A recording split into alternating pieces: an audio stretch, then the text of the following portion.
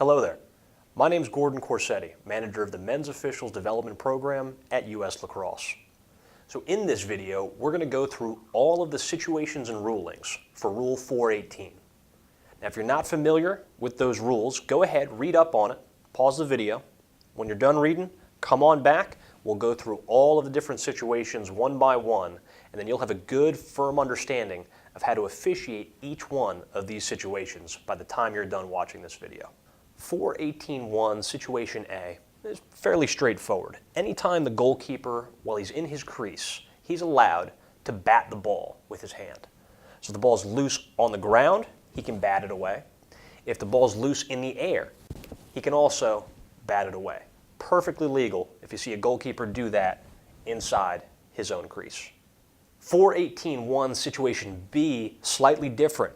Loose ball in the crease or it's in the air, but this time the goalkeeper grabs the ball and places it into his stick.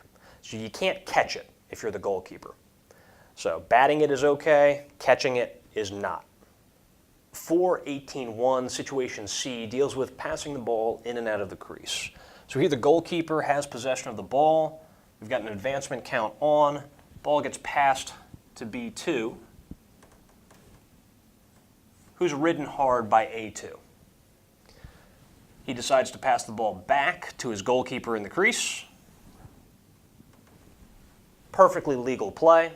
Defenseman and goalkeeper can pass that ball in and out of the crease almost as long as they want up until the advancement count expires.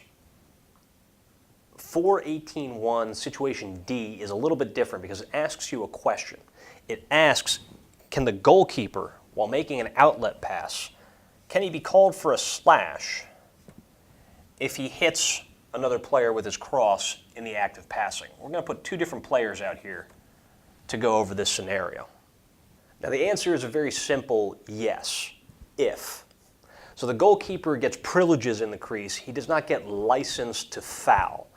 So if the goalkeeper in the act of his follow-through somehow just wails on an attackman's helmet, or comes way out and somehow magically in his follow-through whacks A2. He comes up, and instead of a normal follow-through, he does this weird continuation thing just to hit a player off to the side. Or he sees that player in there and he makes not a normal follow-through. He decides to come up and then wail down on his riding player, his opponent.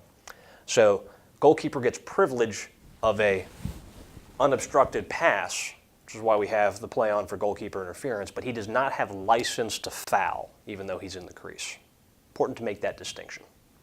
418.1 Situation E is the last situation for this particular rule. We have two players, B1 and B2, and they are standing in the crease. They're not guarding anybody. They're not even trying to guard anybody. And so we've got a player out here, A1, he's got the ball.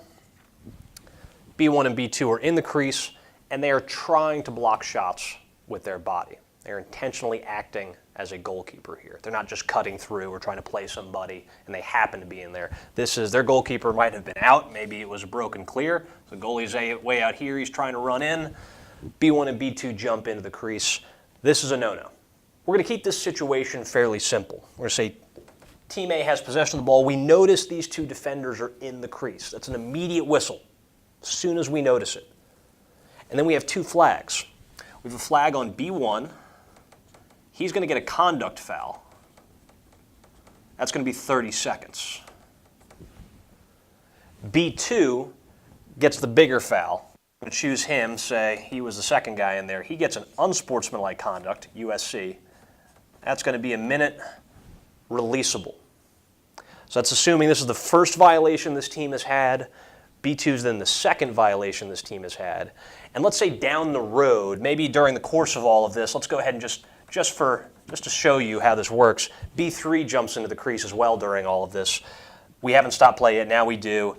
B3, the second and subsequent violation of these rules by a team is also a USC for 1 minute, also unsportsmanlike. So the first time a team does it, that player gets penalized for a conduct foul. Every other time, it's an unsportsmanlike conduct, but it's a releasable unsportsmanlike conduct.